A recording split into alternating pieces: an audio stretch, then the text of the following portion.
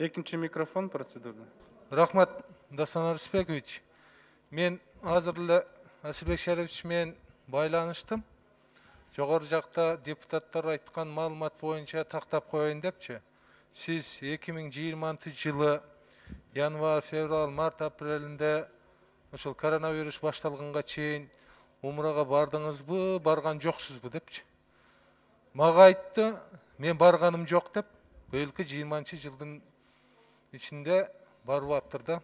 Бул биринчиден, экинчиден кимге кайсыл күнү кайсыл учурда баягы умрачыларга жол ачып кой деп чалган болсо ошону аныктап койсунчу укук коргоо органдарычы.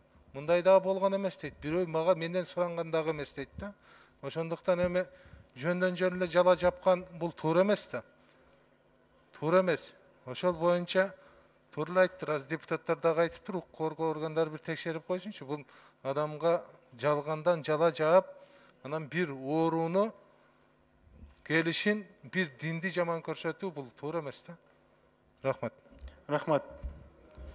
Протокол тапшырмалар белгиленет. Кийинки сөз